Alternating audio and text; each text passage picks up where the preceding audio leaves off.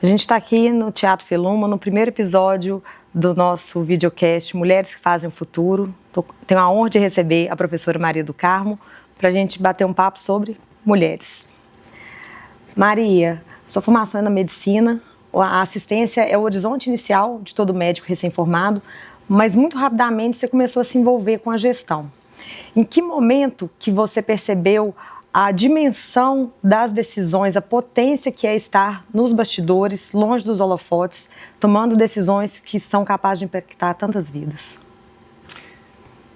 Olá, é um prazer, né, estar aqui como entrevistada, como participante dessa atividade realizada pela Feluma, que demonstra o carinho, o respeito, né, que a instituição tem por nós mulheres.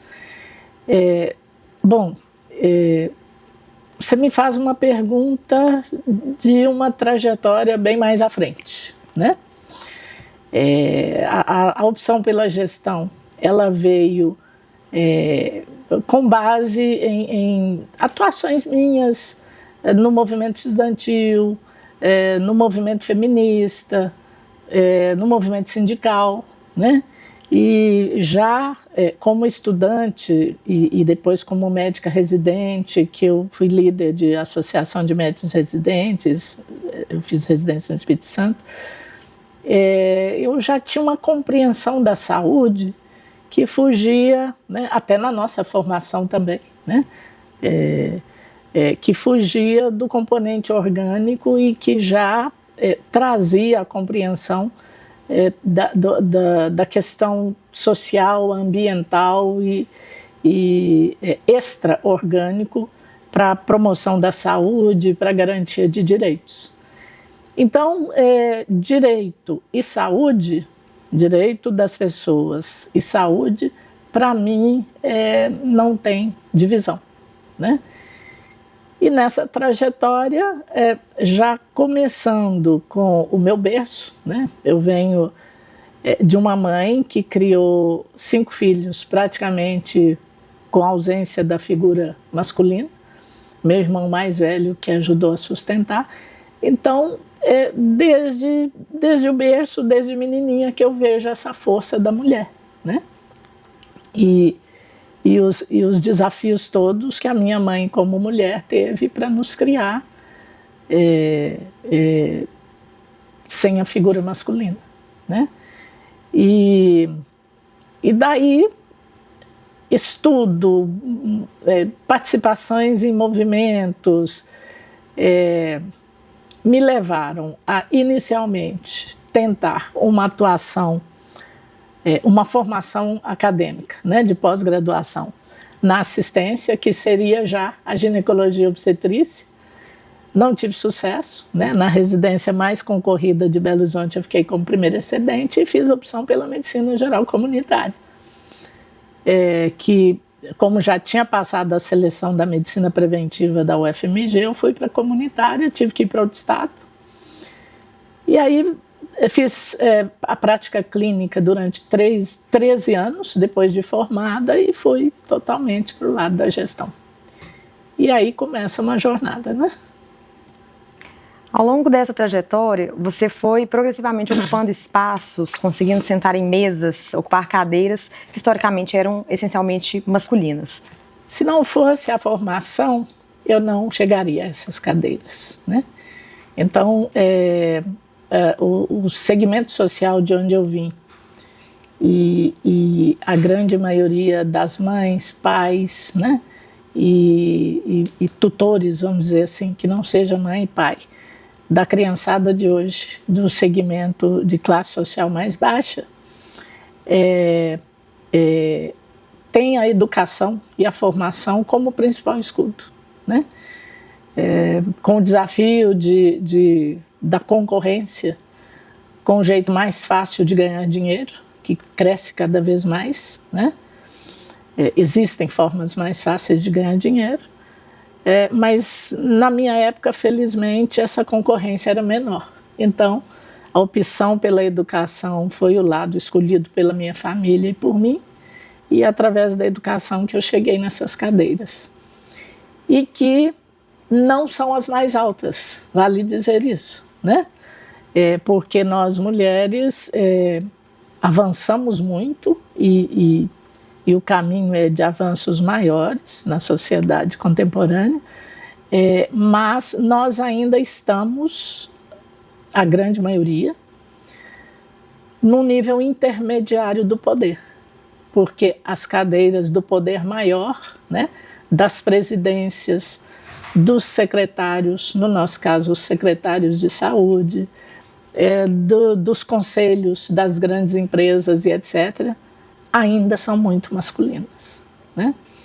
Então, muitas vezes, quando a gente está numa mesa com essa composição, a postura de corpo, a postura de voz, né, são determinantes, inclusive, para a gente se fazer ouvir. Ou a gente é calada o tempo todo. Não fica calada, é calada. E muitas vezes, inclusive, componentes dessas mesas se apropriam das ideias e palavras nossas para fazê-las como suas, né? Isso não é uma queixa, é uma realidade, isso não vem de hoje, né? Mas é o que a gente ainda constata. E eu estou aqui conversando com uma mulher negra, médica, que conseguiu ocupar um espaço de relevância nacional. A sua projeção é no governo nacional. E isso a gente percebe claramente nas reuniões, em todas as interfaces que a gente tem aqui dentro da instituição. Esses espaços que você foi ocupando, foi conquistando, eles deixam para quem vem depois. A gente fala muito de deixar uma responsabilidade, e responsabilidade às vezes vem com um tom muito negativo, né, de muito peso, de muito compromisso. Mas mais do que quem vem depois preservar esse espaço, é um compromisso coletivo, no meu entendimento, da gente expandir essas sementes que foram plantadas. Em algum momento você pensou em cuidar da saúde das mulheres na ginecologia e, através da sua trajetória, você cuidou da vida das mulheres que estão vindo depois de você. Você tem dimensão de como você influencia, você provoca e você instiga as mulheres que vêm depois de você, as outras gerações, a se superarem? Porque preservar esse espaço não é fácil e expandi-lo para justamente subir nessas prateleiras é um desafio muito grande. Não sei se é alcançável, mas é algo que a gente precisa ter como motivação intrínseca para continuar avançando e marcando essa presença feminina. Você tem dimensão do quanto você impacta a geração que vem depois? Nunca pensei nisso, né? Então estou te contando. Nunca pensei nisso. Porque eu acho que a postura de todas nós, né, que vai ganhando amadurecimento, né, humildade, né, é principalmente de ser vitrine, né? É não reter o conhecimento, é não reter a informação, é ter uma postura com o office boy, a office girl, a secretária da nossa porta que nos assiste no cotidiano, do que é uma postura ética, uma postura profissional, uma postura de respeito, seja com as autoridades com quem a gente conversa, seja com os nossos colegas de cotidiano, da mais simples função até a mais complexa, né? Então, quando eu tenho algumas falas a respeito da minha trajetória, do respeito que as pessoas têm por mim, eu falo, nossa, é mesmo, né? Porque eu nunca trabalhei pensando nisso, né? Aliás, eu sou uma pessoa mais de bastidores, prefiro as funções de bastidores. A agenda social, ela me incomoda, inclusive, né? Então, assim, eu penso que toda essa formação que eu tive, eu me sinto privilegiada, né? Porque sou de uma geração que não teve políticas públicas, não teve ações afirmativas, políticas afirmativas para me amparar. Quem me ajudou a amparar foram irmão, madrinha, professora do ICB, um tanto de pessoas. Quem me deu um empresário que me deu a bolsa do Pitágoras para eu fazer o pré-vestibular. Então, são pessoas que, seja pela postura da filantropia, da caridade, ou pela postura de acreditar que a filantropia pode ser emancipatória também, né? que é inclusive o lado que eu advogo, filantropia pela emancipação das pessoas e não pela simples caridade. Então, eu tive essas pessoas como vitrine e como amparo, e espero que as pessoas tenham também uma visão minha, da minha trajetória como vitrine e da possibilidade. Agora, não é da possibilidade pela simples meritocracia, que a meritocracia ela parte do pressuposto que só o esforço pessoal é suficiente, e não é. Tem que ter política pública, tem que ter vontade de governos para promover uma aproximação maior daqueles que são menos favorecidos dos mais favorecidos. Então nunca atuei de forma intencional, estive sempre amparando homens, né? Minhas lideranças que eu amo, que eu adoro, são lideranças, são pessoas que eu tenho convívio há 20, 30, 40 anos, com as quais eu tenho convívio. Nunca tive qualquer tipo de discriminação por parte de meus líderes masculinos mais próximos, mas tive situação, não por parte dessas pessoas, mas como diretora de uma instituição de saúde há uns mais de 20 anos, chegar numa reunião para tratativas relacionadas a essa instituição. Os 2 diretores homens entraram e eu não entrei. Os 2 homens tiveram que dizer, ela tem que entrar também ou a reunião não acontece. Então, são situações como essa, né? E eu estava vendo trechos da entrevista da atual presidente do Banco do Brasil, Tarciana Medeiros, que esteve no Roda Viva na última segunda-feira, ela falando do que significa a mulher nas mesas, e ela, no caso dela mencionando o Conselho Diretor do Banco do Brasil, que é essencialmente masculino, ela dizendo que às vezes ela acolhia, e ela já tinha cargo de alta direção, mulheres no corredor para ir com ela para a reunião, porque ela falava, eu não posso entrar sozinha nessa reunião, né? Então, ainda, em muitas situações, essa ainda é a situação. Então, a tomada de decisão, muitas vezes tem a cabeça masculina, né? Não tem um lado que a gente tem algumas singularidades de pensar as políticas, de pensar o jeito de fazer, de como lidar com o conflito, com a dificuldade, que eu acho que agrega muito, compõe muito, inclusive no meio corporativo. Tem muitas empresas que ainda prescindem disso e têm a arrogância de pensar que só o pensamento masculino é suficiente e o modus operandi masculino é suficiente. O ambiente da gestão, esse bastidor que você transita também, ele vem com muita responsabilidade pela dimensão que as decisões podem tomar, pelo número de vidas que são impactadas, e isso gera uma sobrecarga, gera um desgaste.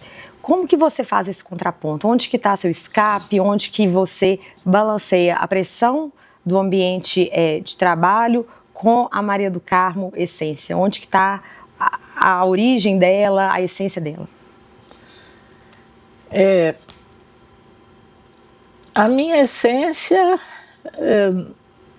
apesar da minha obsessão pelo trabalho, e trabalho para mim não é sofrimento, trabalho é prazer. Eu não me queixo de tantas horas de trabalho por dia, eu não me queixo do telefonema à noite, no fim de semana, de até hoje passar horas escrevendo um documento, pesquisando no fim de semana, seja para a Feluma, seja para o Ministério da Saúde, ou para falar nas diversas palestras, porque assombração sabe para quem aparece, né? Então vivem me chamando para palestra para o controle social, palestra para o Ministério, para isso, outras lideranças que respeitam a minha trajetória me chamam e tal.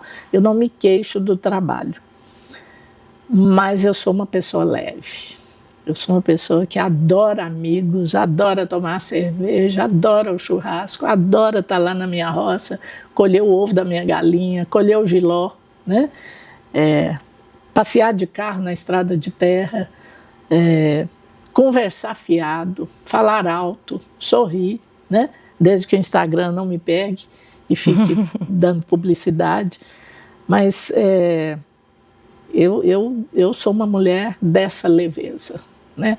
Talvez a carga, a obsessão, a responsabilidade por tentar fazer bem feito e corretamente o que eu faço, eu descarrego aí nessa leveza do outro lado, né? Da roupa, do qualquer calçado, de poder falar o que quer e conversar e encontrar os meus amigos. E essa, se é que pode chamar de válvula de escape, é essa, né? Perfeito. E eu consigo. Aliás, eu não vivo sem isso. Eu não vivo, eu não consigo viver só na como é que eu vou dizer, não é seriedade, porque também o lazer é sério. Mas... Oi? Na formalidade? Na formalidade, né? O que a Maria do Carmo, com mais de 40 anos de formada, gostaria de falar para a Maria do Carmo de 11 anos, que está começando a sua vida estudantil, começando a sua jornada na educação? Primeiro eu falaria para os meninos de 11 anos. Sejam meninos amorosos, sejam meninos que tenham em suas mães, que via de regra, vou falar que sem exceção, são mulheres excepcionais, são seres humanos dignos de respeito. Cuidem das mulheres, vejam as mulheres como pares e não como inimigas. Não criem ódio pelas mulheres. Não cresçam na misoginia, porque essa pode ser a raiz de tantas mortes, tanto feminicídio, tanta violência contra a mulher. Fortaleça-se para saber enfrentar a mulher contemporânea. Não fique triste, não se sinta menor porque você não é querido por ela ou foi preterido e etc. Talvez essa hoje seja a principal mensagem. E para as meninas continue rumo, segue esse rumo, não saiam desse rumo, porque são essas meninas que vão, daqui a poucos anos, eu creio, não precisar dizer o que eu estou dizendo que ainda acontece hoje, na mesa da alta direção, na discriminação da mulher porque ela menstrua, porque ela engravida, e na outras formas de opressão contra a mulher. Para as meninas de hoje apenas não saiam desse caminho. Perfeito. Maria, como uma geração que vem depois da sua, o que eu queria te falar é que, mais do que servir de exemplo, vocês nos provocam a sermos cada vez melhores. Não a superarmos vocês, mas a nos superarmos para preservar o espaço que vocês duramente conquistaram e torná-lo ainda maior para que outras mulheres possam justamente caminhar conosco nessa jornada. É um prazer te ter aqui nessa entrevista. Obrigada. Obrigada.